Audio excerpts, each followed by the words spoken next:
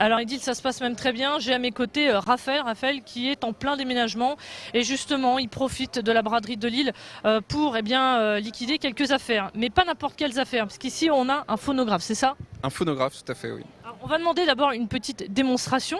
Très bien. Raphaël, comment ça marche? Alors on remonte simplement ce ressort à l'aide de la manivelle, n'est-ce pas? Il s'agit d'un phonographe à aiguille, donc voilà, simplement le son va être transmis par cette aiguille. Ensuite on lance le plateau, comme ça, et on pose l'aiguille sur le disque et voilà, ça fonctionne. Alors vous êtes un fin collectionneur. Oui, je collectionne les 78 tours, les cylindres et puis quelques disques aussi. Ouais.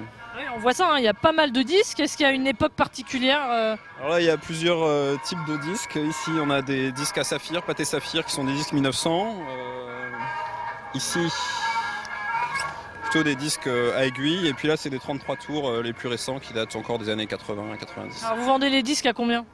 1 euro, moi je débarrasse, hein, je déménage, c'est vraiment pas cher. On fait des affaires. Pour le coup, c'est vraiment pas cher, faut vraiment vous rendre du côté du quai du Vau. Et par contre, le phonographe, il a combien? À 180 euros. Ouais. Ça fait cher ça. Oui, ça fait cher, mais c'est un bel appareil. C'est un Stradivox en fait. Il est fabriqué à Mirecourt dans les ateliers de lutherie. C'est ce qui fait tout son prix. Et vous, ça fait combien de temps que vous faites la braderie? Parce que vous êtes lillois. Je suis lillois depuis 1999. Je fais ma première braderie en 99. Voilà. Et d'année en année, comment ça se passe? Bien, ça se passe très bien. Voilà, je débarrasse. Je débarrasse des trucs, on vend, les gens sont détendus, ils achètent. Enfin, il y a des gens avec qui on a plus envie d'être en contact que d'autres, mais dans l'ensemble, ça se passe très très bien. On passe une bonne journée à vendre et à débarrasser. Vous avez un petit stand, peut-être que Marion peut montrer. On voit, il y a des bouquins. Le chapeau, par contre, c'est le vôtre. Je crois qu'il n'est pas à vendre. Voilà, il y a des petits verres. Globalement, j'ai pas l'impression que vous avez grand-chose à vendre. Mais c'est normal parce que là, on est déjà à la fin de la journée. Hein. J'ai commencé à 7h30, 8h, donc c'est parti très vite au début, quoi. Vraiment, ça part très fort tôt le matin et ensuite, il reste ce qui reste, quoi. Et sans indiscrétion, on peut savoir déjà combien vous avez gagné pendant cette petite journée? Moi-même, je ne le sais pas, puisque mon objectif, comme vous l'avez dit, c'était déjà de déménager. Donc ça tourne aux alentours d'une centaine d'euros, voilà, c'est pas fantastique.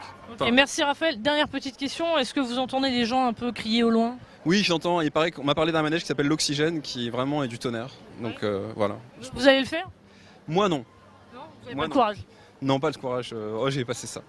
Bon bah Edith, moi en tout cas je vous donne rendez-vous du côté de la foire au manège tout à l'heure. On verra si moi, j'aurai le courage d'affronter l'Oxygène ou la sauterelle, je ne sais pas très bien. À tout à l'heure.